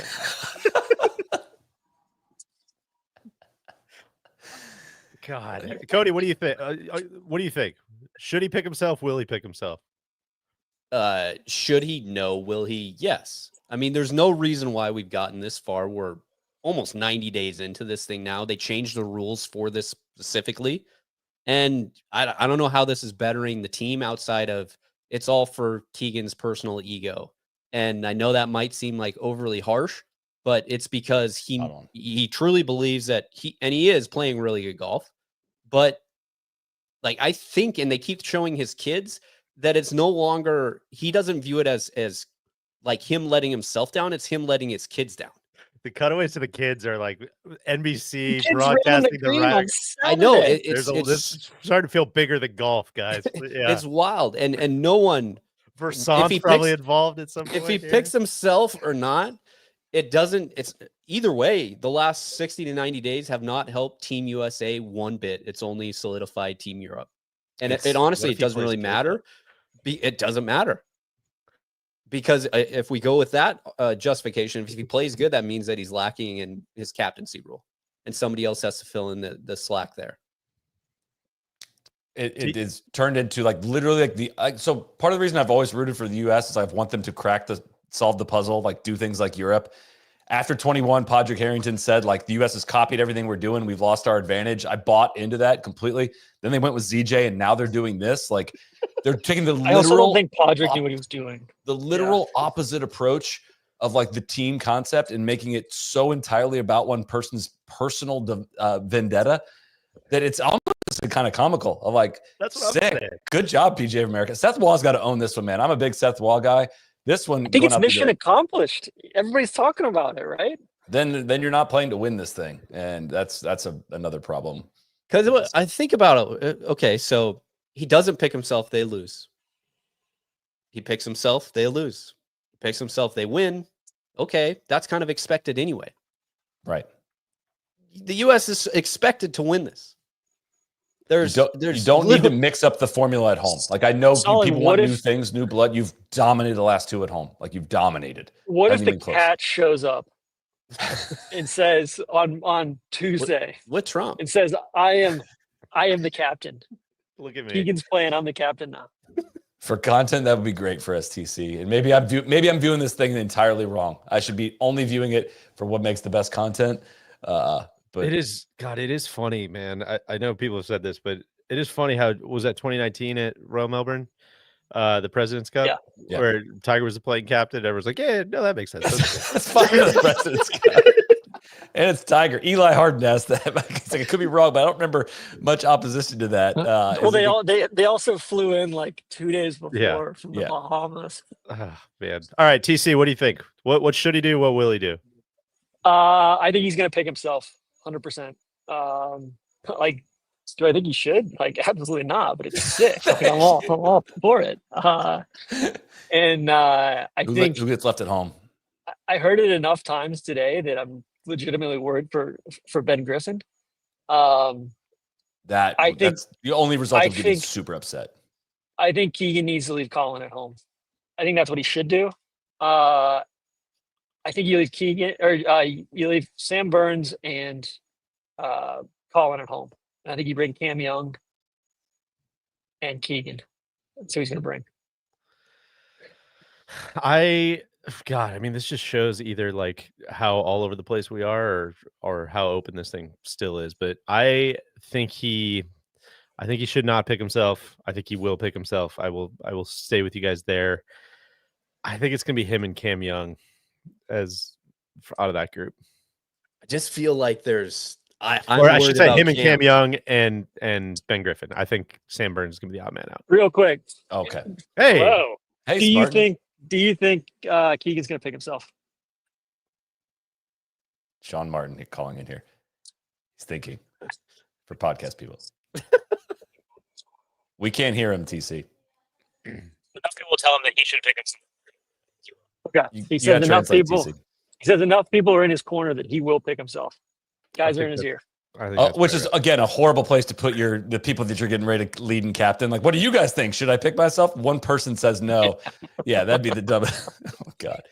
I think he picks himself.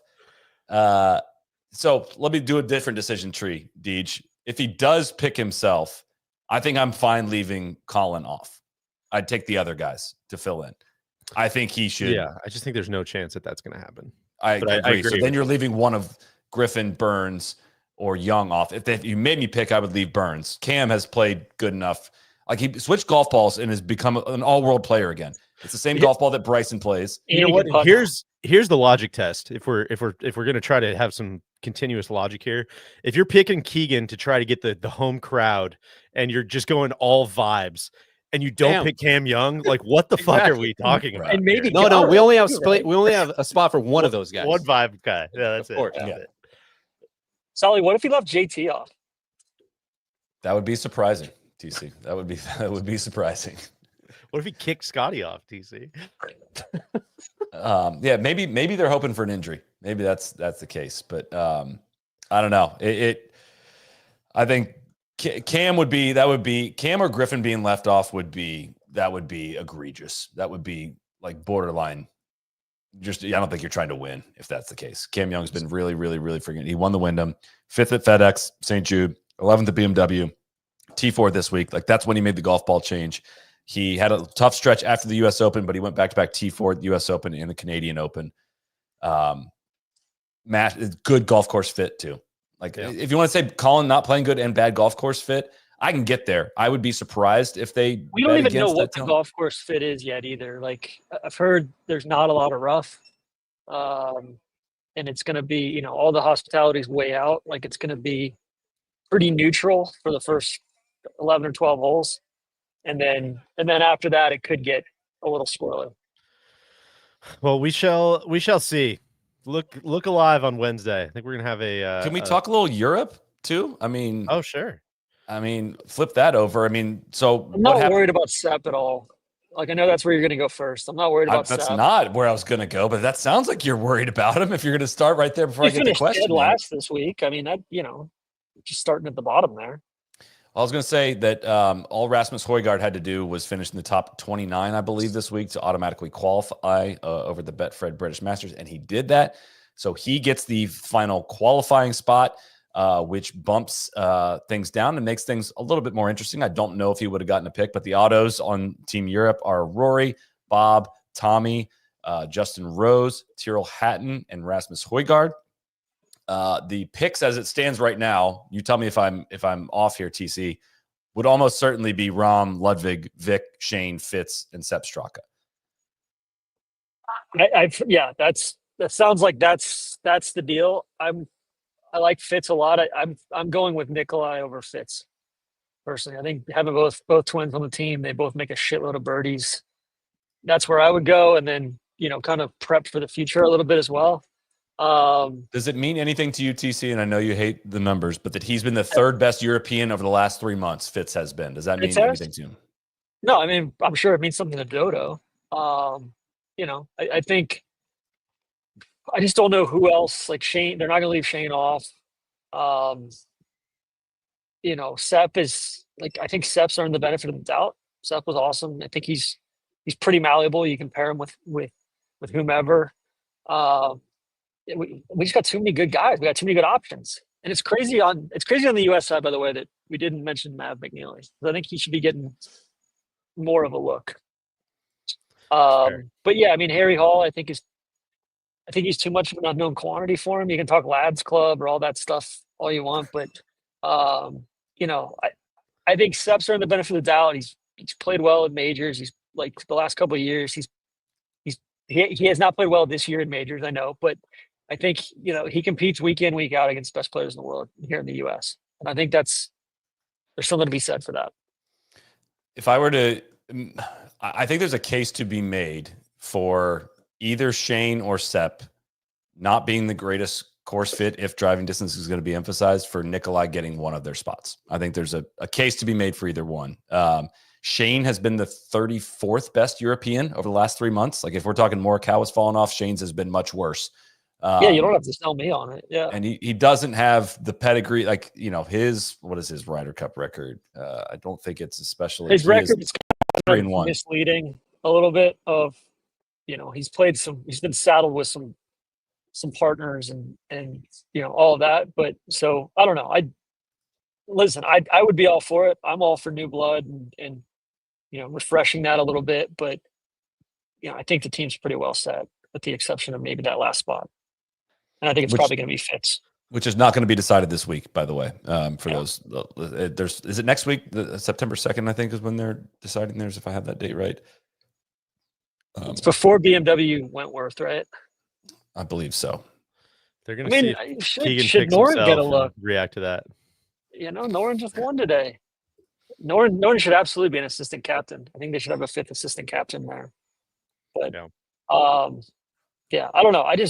I go back to Morikawa. I think like that's the one that like people don't seem to be talking about. And I'm like, man, if you want to talk about someone who doesn't seem to be buying into the team thing in Rome, he strikes me as one of those guys that would be guilty of that. Yeah. We shall see on Wednesday. I think we're going to do a reaction pod Wednesday night. So look out for that. Guys, TC, I was going to cut you loose here. I know you're just kind of hanging outside the media center, but there's too much good stuff to keep chewing on. Are you going to a Tommy party tonight? I'm going to go grab a beer after this. Well, you duck out whenever you got to duck out, but I wanted to give you a chance to opine on Legion 13 being the team champions in a playoff at LIV, Michigan, I believe. Yeah, Live the Cardinal. Yeah, very, very exciting stuff. Did you watch much of this before you headed up to Atlanta? I didn't catch any of the finals today. I guess they reverted to a stroke play today. They did. A lot of my excitement was sapped out after Blandy bottled it on, what was that, Wednesday or Thursday there. Missed the shorty. Cleeks lost. They came back and beat the heck out of somebody in the next round. But yeah, I just think generally speaking, I saw Torquay. Their WAGs had all the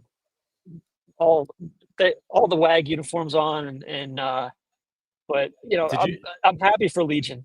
I am happy for Legion. Did you see the quote about how Torquay was embracing a last dance mentality since Mito had been relegated? I did see that. I thought that was good I stuff. did see that. I don't know if that it didn't necessarily translate to a ring, but I liked the thought there. Here's what I'll say. I think the team championship's actually a very cool event. I've enjoyed watching parts of it in the past. I'm not watching 2 golf tournaments at once, man. I don't know. I don't know what to tell you. Tommy Fleetwood's chasing down $10 million at the Tour Championship, which I've watched every year for the last 20 years, and I've got some muscle memory there where I'm probably going to trend that way. So, yeah. Liv, I'm sorry. I'm not familiar with your game today. I did not watch a lot of it, but they're out there doing it. I respect that. I honestly genuinely love the first 2 days of the team championship. I think it's so easy to understand. I mean, Mickelson was tweeting about Sable offshore, and then like 30 minutes later was up like beating John Rahm on the golf course. Rahm ended up outlasting him, but like Phil and the High Flyers almost beat Legion 13. Like I love the team match play stuff. Reverting to the stroke play, I immediately lose interest. I did not care one single bit. But when they go head to head on the team stuff, like I'm honestly very keen to see who wins these things, which is the only thing they do that piques my interest even a little bit. Does it need to be opposite the Tour Championship? Absolutely not. It's so stupid. It represents everything from this divide that has been horrible for the game of golf. And but I honestly, like, I perk up every year that this team championship happens because there's upsets happen. There's fun matchups. Like Rahm versus Phil that was a great idea. Like however they orchestrated that. The Stolly, one other thing I wanted to point out from Eastlake actually today was you sent over the statistic of the second hole before the leaders got there. There had been 28 pars. Everybody parred it until the final group. And then Tommy birdied it and Cantlay bogeyed it. He did double it. You're right. That was absolutely incredible. I was bummed that it wasn't the 30 for 30 because I mean, what a setup. Gary Young just, really, really, really separating the good shots from the great shots. What if I told you? 30 for 30. That's going to be a future. If they don't change the Tour Championship, we got to keep that one in the back of our mind. Well, listen, I mentioned LIV. Solly, should we get our money right? Because I got I got some LIV stuff that I dug up here that I thought. First of all, I think Tommy got his money right today. He absolutely did get his money right. And Finno got his money right. Bones. Yeah. Shout out to our friends at SoFi, the ultimate finance app, for sponsoring the SoFi Get Your Money Right moment. SoFi.com/NLU to learn more about how you can get your money right with SoFi Plus. DJ is going to take us away this week. Yeah. So I want to look at some LIV money stuff, some earnings on the golf course. We're just looking at like, what did you get paid for finishing wherever you finished at the events this week? LIV played 13 events, not counting the team championship. So take the team championship earnings out, take any kind of bonuses for your team winning, take any of that stuff out of there. We're just using this like basically the same as the PGA Tour season earnings, So I got 3 I want to throw out and just have you guys guess how much they made this year. Does it include the player individual bonuses at the end of the year? No, it does not. Okay. This is just how much did you make for putting the ball in the hole and your check at the end of the week. So I want to start with Tom McKibben. He had no wins. He had 4 top 10s in 13 starts. What did that get him? And where would that, and the flip side of this is, where would that land him on the PGA Tour money list this year? Say he made $6.5 million. 8.4 million. 4.3 million. That would put him number 28 on the PGA Tour money list. Right between Lucas Glover, who played 22 events, and Sam Stevens, who played 27 events. Again, all these live guys played 13. Lee Westwood. I bet he made 1.8 million. I can give you a little context here. No wins, 1 top 10. He had a T10 at Virginia. 2 finishes inside the top 30 this year. 1.6. I think TC's right. What'd you say, Solly? 1.8? I said 1.8. Really good. 1.946 million. That is just a tick below tour average. Would put him number 75 on the PGA Tour money list, just ahead of superstar Eric Cole, who played 26 events. And that's not factoring in his captain commission as well. Exactly. Or obviously the unspoken thing here is the upfront money that you could divide out by all of these events. But we're just looking at the event money here. Here's the main event. Anthony Kim. He had no wins. He had no top 10s. He had no top 20s. And he finished outside the top 56 times in 13 starts. And these are mostly 55, 56 person fields. 1.2 million. $1 million. TC made $1 million. $1.09 million. That would put him just ahead of Jesper Svensson, Garrick Higo, Alejandro Tosti, Justin Lauer, Jackson Suber, Will Zalatoris, and Nick Dunlap on the PGA Tour money list. God, Jesus. Second half, $1 million. Second half of this game, I got a couple of these. Who made more money this year? And this is going to be a PGA Tour player or a live player. Nico Echeverria or Martin Keimer? Guessing because you're doing this, Keimer. Say Nico because he won. Keimer had a bad season. Martin Keimer is the answer. He made $2.45 million on live this year for TC's beloved Cleeks, I believe. Or is he not on the Cleeks? Is he not the captain? No, he's the captain. Okay, okay. He's El Capitan. Echeverria made $2.24 million. Very nice season. He for won. Him. Jordan Spieth or Caleb Surratt? Caleb Surratt, for sure. I think Caleb Surratt had 1 top 10 this year. I think Spieth got him. This is a trap. Spieth made $3.1 million on the golf course this year. Caleb Surratt made $3.8 million. Oh, with one top 10. A couple more. JJ Spawn or John Rahm? Rahm didn't win. He did not win, but he won the individual title, right? But that bonus isn't included here. So I think Rahm made 11.7 million on the golf course. JJ Spawn made 12.5. Wow. How about that? He starts at the point of this exercise, and look, again, I get it. The bonuses for winning, all the signing bonuses.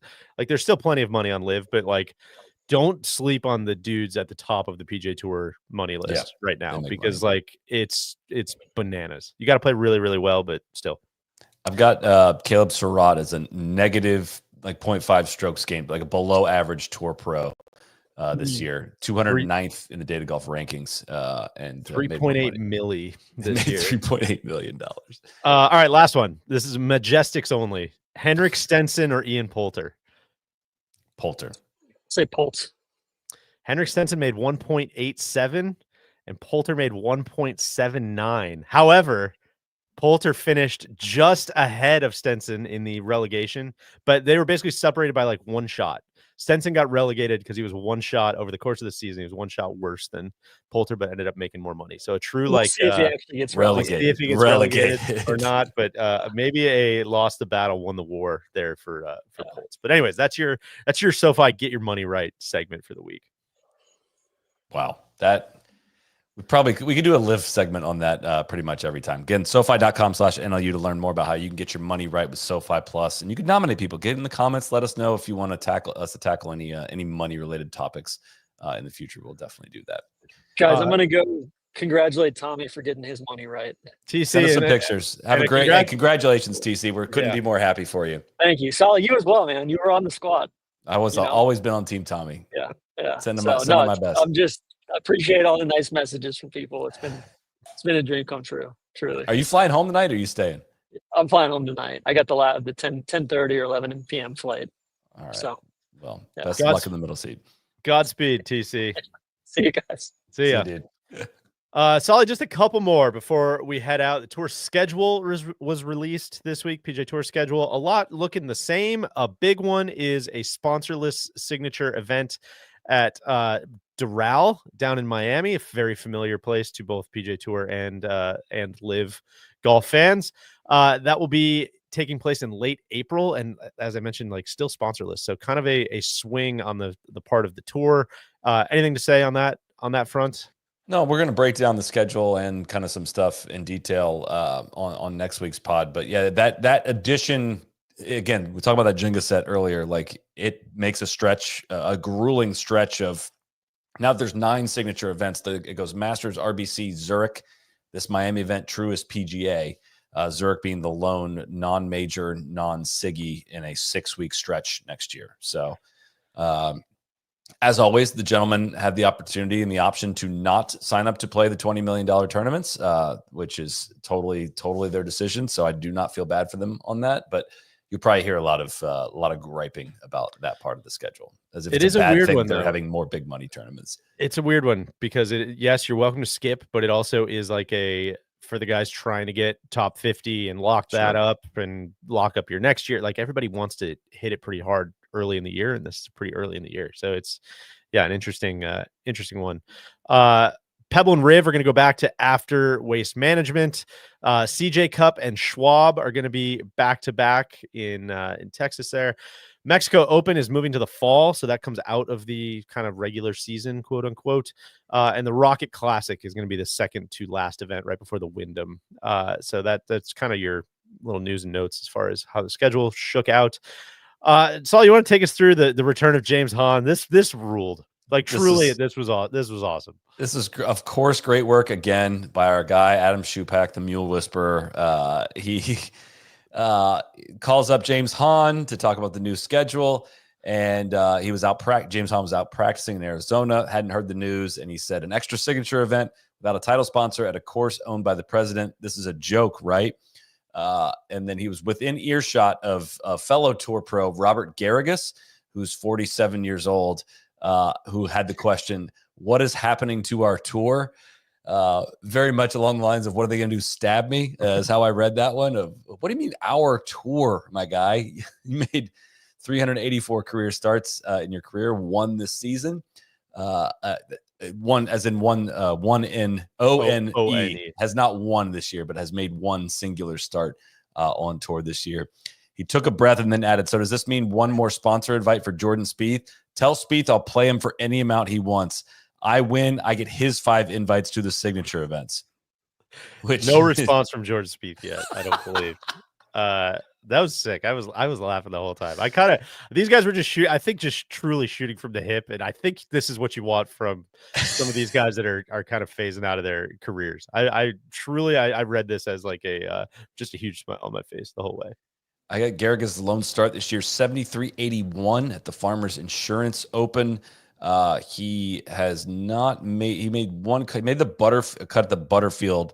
He finished T27 in the fall of 2023. That is the only cut.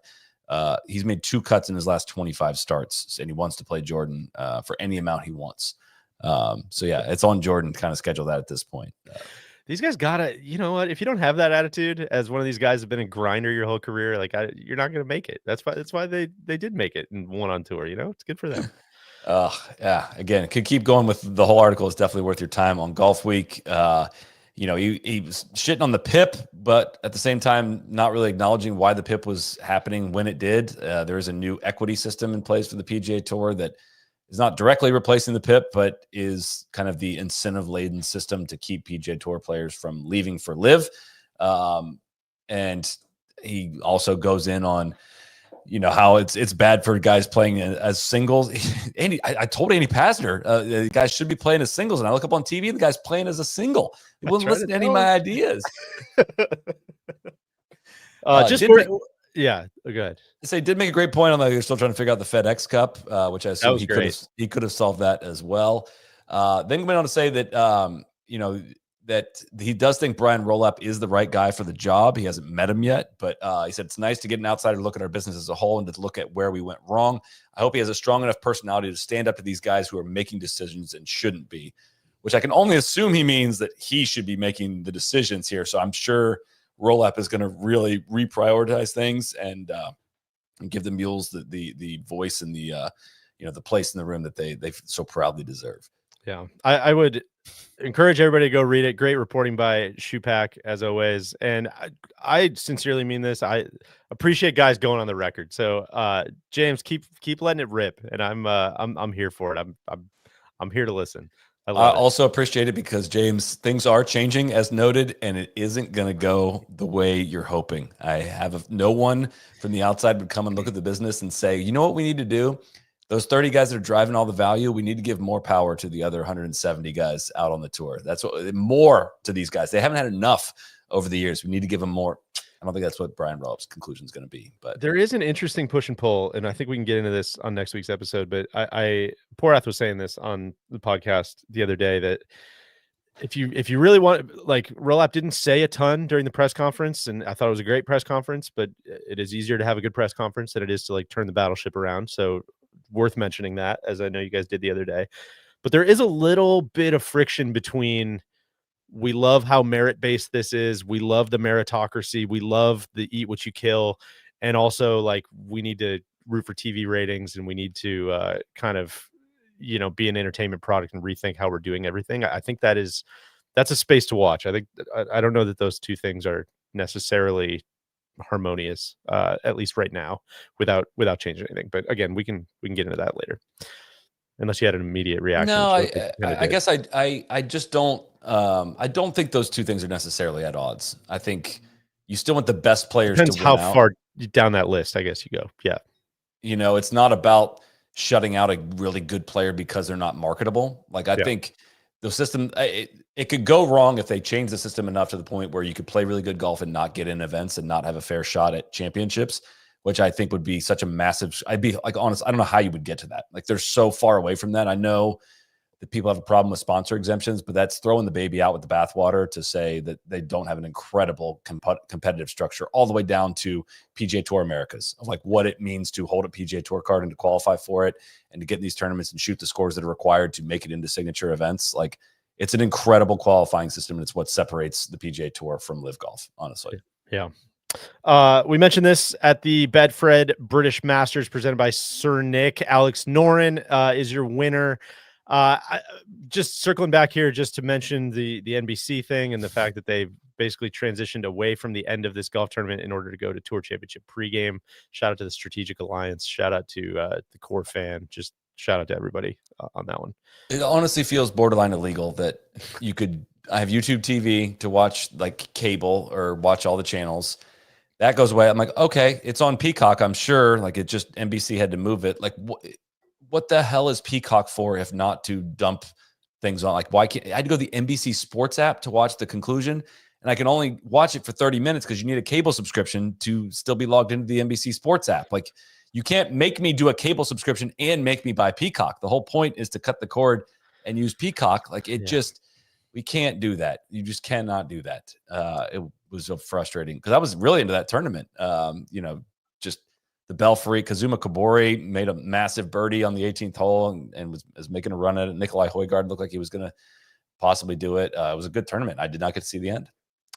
On the LPGA, we mentioned this. Brooke Henderson wins by 1 over Minjee Lee at the what I'm going to call the Women's Canadian Women's Open. Thank you. Cody, I feel like not a great start to Brooks' season. Did this come like a little tiny bit out of nowhere, or was this on your radar? No, pretty much came out of nowhere, but heck of a tournament. She seems to always show up when the single event that they have in Canada rolls out there. She's always there. I think this is a second or third time that she's won it, but was absolutely battling Minjee, who was on fire. Shot 68. Brooke was just going round for round with her and ended up shooting final round 67 to take the victory. But awesome event. This tournament shows out. It is a tie every single year between the Canadian Women's Open and the AIG Women's Open that wins like their best tournament of the year. And that's voted on by players, media, fans, everybody gets involved in it. So it's awesome. I love it. They do the hockey ring and everything else you see at the men's Canadian Open, but it's awesome to see Brooke back in there. I know Randy's going to be mad as hell, but it's good for Brooke. I also can't imagine truly the electricity of following a Canadian winner at that event. I know she's won it before, but man, that would be an electric scene. Everybody rowing in the same direction, little kids out there rooting for the hometown person. That's great. So I'm again, there's many golf tournaments on at once, and you can kind of only watch one thing, with any sort of cogent reaction. So I'm bummed to have missed it, but it looks like it was a great day up there in Canada. A couple other things on it real quick. So for a long time, Brooke has kind of been the only Canadian golfer on the LPGA Tour. We obviously have a very young amateur that's coming up, Aphrodite Dang, who balled out rounds of 66. Junior, right? Yep. 73, 68, 73. So those two 73s kind of did her in, but T20 there in her LPGA debut. And you had everybody show up. Nelly to, the vast majority of the Japanese women, to include Mount Saigo finishing T3, all made the trip up north. We thought they were going to have transportation issues, obviously with the strike going on by Canadian Air Canada, but that didn't happen. Lydia's right there, T5. Gino, another top 10. Nelly finishing in the top 10. Patty T. It was awesome to see. So as they get ready to go to Boston next, and then Cincinnati, and then, we're just kind of starting this march to the fall Asian swing when they kind of get lost for a little bit because it's all weird airtime and everything. It was cool. Good. A couple of little housekeeping things just on the way out. I would say shout out to everyone, of course, as always, but shout out specifically to the Western Golf Association, the Evans Scholars Program. We've mentioned this quite a few times, but we have joined forces with the Evans Scholars Foundation to work towards developing a no laying up scholarship at Miami University that would be given out every 4 years, funded in perpetuity. We're kind of cooking on that fundraising goal. It's a big, lofty number we're trying to get to, and there's been a lot of great support both through the community, people who hear ad reads like this and go to donate, through our events, through some matching that we're doing, through a lot of different stuff that is kind of coming together to raise money towards that big number. So if you have any interest in helping fund those donations, nolayingup.com/ESF is the link to donate directly to the Western Golf Association there. If I may say, shout out to the folks at AWS, made a sizable contribution to that scholarship this week. I did a little function with them up there at Eastlake, and they're really helping us get the ball rolling on that. So shout out to them. They're great to work with, and we really appreciate it, and it gets us that much closer to our goal. So, and shout out to you, putting in some time for the kids. It was great. It was a lot of questions we get about donating in other ways, like donor advised funds and some of these things that I had no idea what they were before we started doing this. And I started getting all kinds of emails about it. But if you think maybe you have a way to donate in a somewhat non-traditional way, shoot a note to Casey at nolayingup.com, CASEY at nolayingup.com. She can help you out there. Over in the pro shop, we got new Holderness and Bourne collection that is live. Always good stuff that the merch czar and Casey and TC are cooking up with our friends at H&B. We've got a new NLU and Titleist Players 4 golf bag. The Players 4 golf bag is killer. That's what I've had for a very long time. Great carry bag. Got a great stand. It's awesome. It's first time we've done a golf bag with Titleist. People have been asking about that for a long time. So we saw a lot of notes in our yearly census about that from people, and happy that those are going on sale, as well as the NLU and Club Glove traveler bags, which are also now live. These are special order travel bags featuring the NLU logo, a little NLU flair. They come in 3 colors and 3 sizes. You can get all those details on the Club Glove collection page of the Pro Shop. Last thing I think here, TC's got a mystery box going out. He had to clean out his office recently, so he's dug out all kinds of outrageous things that he's putting in a mystery box that'll go out to 2 lucky No Laying Up newsletter subscribers. Newsletter is a great place to get updates on all things No Laying Up content. events, merch, but you'll also get some exclusive. We do, these exclusive Q&As, and they're always fun. There's always good stuff over on the newsletter. So if you want a chance to win one of those mystery boxes, go to subscribe.nolayingup.com/giveaway. If you're already a subscriber to the newsletter, there's no need to re-enter. You're automatically going to be entered for that one. So you might be getting a mystery box whether you want it or not. Sweepstakes ends tomorrow, August 25th, right before the clock strikes midnight. Guys, anything else before we close the book on a glorious Sunday? I believe we have a couple images that have been making their way through the television of our beautiful boy TC with Tommy and the FedEx Cup trophy. Thank you to Rob. Rob sent those in via Twitter. That's great. Real, never got this far in my dreams. For TC. Absolutely get after it. Well, tonight. Congrats to Tommy. Congrats to Finno. What do you got, Cody? Well, I was just gonna say it's we're gonna be off live shows for a bit. Obviously, the next one will be our final week of the year for the Ryder Cup, which I'm very excited about. But Deej, you did an excellent run through. I think we're gonna have some videos coming out soon too, huh? Like this week. We do have, yes. Funny to say that we're waiting for express written consent from MLB to release one of the videos, but that is the case. So hopefully we can get some approvals on that. But we've got a Milwaukee City Tour video that we've been talking about for a long time. So as soon as we get some final sign-offs on that, we'll get that one live. And then I think maybe it's been mentioned a couple times, but we've also got a Walker Cup video coming out. It's been sitting in the archives for a good number of months, years at this point. But for those that have followed our content for a while, you know that we were over there and kind of blanket covered the 2023 Walker Cup out at the old course. I won't give away what happened because that's kind of what the video is all about. But yeah, that one, it's been a lot of like circumstances trying to figure out how to put it out, or, getting approvals on everything and yada, yada, yada. And kind of once we missed like the initial window, and it was like, well, like, this could just like, it's weird if this just randomly comes out like 6 months after the event. We're like, well, why don't we wait, just sit with it, and we'll put it out before the next Walker Cup.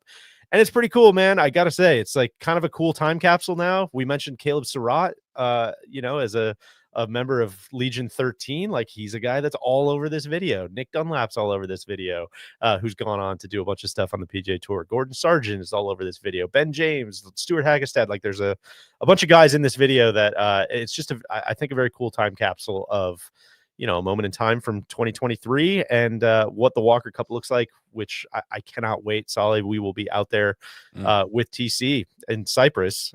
So anyways, look for that video as well. We'll have trailer and release date on that coming soon as well. Plus, if people are interested in Cyprus, obviously everybody probably knows of it, but we got, there's no better person that we send out to do an every shot from besides Big Randy. And I'm very excited. So we got some great Walker Cup content coming out. You mentioned that you're going to be out there for that this week. We mentioned we're going to do a little Ryder Cups reaction podcast. Look out for that Wednesday night, Thursday morning. Solly cooked up some special content when he was with the rest of the influencers last week. That'll be coming out this week as well. I think the knowers, our first ball knowers extravaganza of the year, are forming up on the trap draw. So it's good. I'm excited for fall. Today was like the first day below 90 degrees in Texas, and nice. I needed it. Huge. Yeah, and shout out to High Noon for, and again, like I said, we got the live shows coming again this fall, but these are always really fun. It's weird, like it just doesn't feel like the end of the PGA Tour season. It feels like 1 or 2 more weeks. I don't know why, but this is it. This is the official end of the season, which is bittersweet. It's ready for a little break, but we have a lot of fun ideas for the fall, and the podcast is most definitely going to continue. But a little more flexibility in not doing these live is a great thing as well. But appreciate everybody that tunes in live, watches live. It's fantastic. It's a lot of fun, and we've had a lot of fun doing these for years. Guys, with that, I think that is a wrap on the PGA Tour season. Congrats to Tommy Fleetwood on his victory. Congrats to Finno. Of course, congrats to TC, through whom all things are possible. Cody, thanks for a shitload of hard work this year and producing all of these shows. Ditto for Matt behind the scenes. Solly, great being with you. And thank you to everybody for tuning in. We'll catch you next time. Cheers. Crack on.